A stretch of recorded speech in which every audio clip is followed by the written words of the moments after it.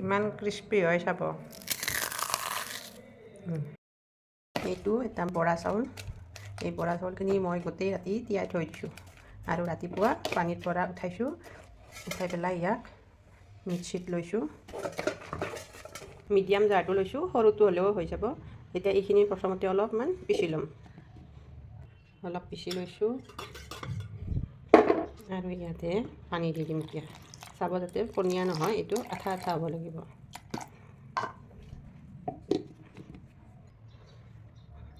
এয়া এইটো এনেকুৱা হ'ব লাগিব, এনেকুৱা এয়া দেখিনে, এনেকৈ পৰিব লাগিব। এইটো একেবাৰে মিহি হ'ব লাগিব, এইটো একেবাৰে বহুত মিহি হৈ যাব লাগিব। সেইকাৰণে যেতিয়া পিচিব লাগে এইটো অলপমান সময় ঘূৰাই থাকিব লাগে মিক্সিটো। তৎক্ষণাত গুড়ি হোৱাৰ লগে লগে আনিব নালাগে, অলপ সময় পিচি কৰিব লাগে একেবাৰে মিহি হোৱালৈকে।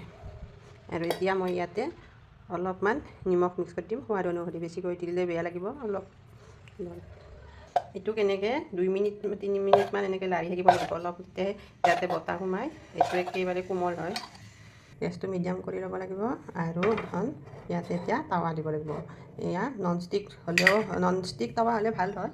আৰু এই টাৱা হ'লে, নৰ্মেল টাৱা হ'লে টাৱাখন অলপ বেছি গৰম হ'ব দি তাত অলপমান ৰিফাইন তেল এনেকৈ মচি দিব লাগিব। বহুত বেছি তেল নালাগে, কিন্তু এনেই মচি দিব লাগিব যাতে আঠা খাই নধৰে। তেনেকৈ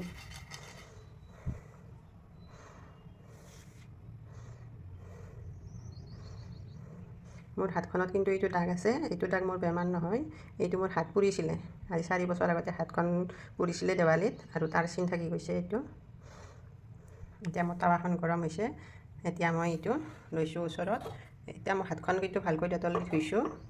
এতিয়া আঙুলিকেইটা এনেকৈ ভিতৰত সোমাই দিব লাগিব আৰু আঙুলিত এনেকৈ বহল কৰি দিব লাগিব।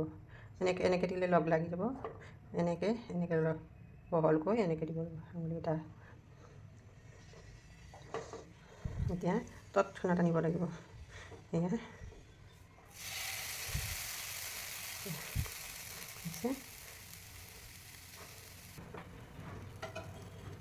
এইটো অলপ সময় থাকিব দিব,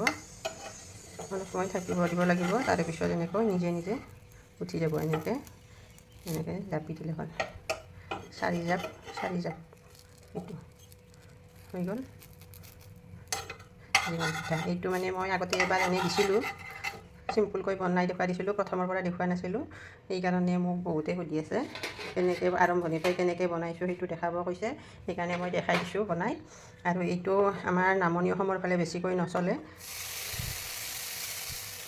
সেইকাৰণে বহুতে নাজানে। নামনি অসমত, উজনি অসমৰ ফালে বাৰু জানে চাগে, মই নাজানিম ইমানকৈ।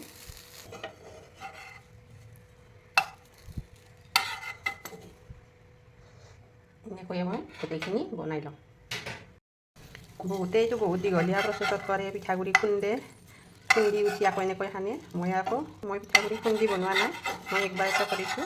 ইয়াত আৰু চালিবৰ কোনো প্ৰয়োজন নাই, অতি সহজতে হৈ যায়। পেনখন যেতিয়া আৰু শুকোৱা যেন হ'ব, তাত মাজে মাজে আকৌ এনেকৈ অলপ তেল সানি দিলে হ'ল।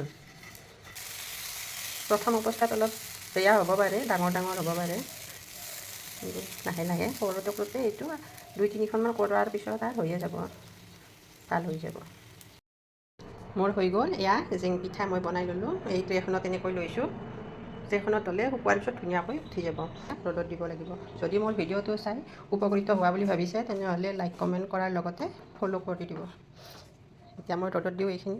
এয়া মই ৰ'দত দিছোঁ। এতিয়া যেতিয়ালৈকে এইটো একেবাৰে শুকাই নাযায় তেতিয়ালৈকে ৰ'দত থাকিব।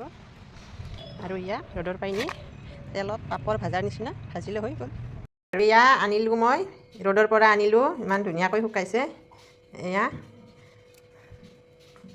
গোটেইখিনি আনিলোঁ। এখন তেলত ভাজি দেখাই দিওঁ। এই পিঠাটো খাই ইমানেই সোৱাদ লাগে, কি ক'ম আৰু। যেতিয়ালৈকে নাখায় তেতিয়ালৈকে বুজিয়ে নাপাব কিমান ভাল লাগে। পাপৰতকৈও সোৱাদ। একবাৰ ট্ৰাই কৰিব আৰু সদায় বনাই থাকিব ঘৰত নিজে নিজে। এনি টাইম খাওঁ লাগিয়ে থাকিব। এই হৈ গ'ল। এনেকৈয়ে আৰু ভাজিম। ধুনীয়া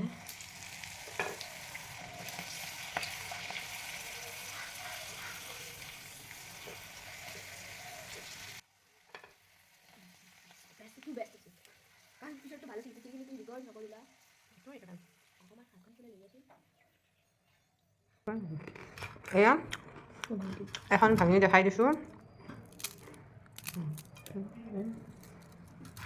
ইমান ক্ৰিস্পি হয় চাব এবাৰ বনাই ট্ৰাই কৰিব বাই বাই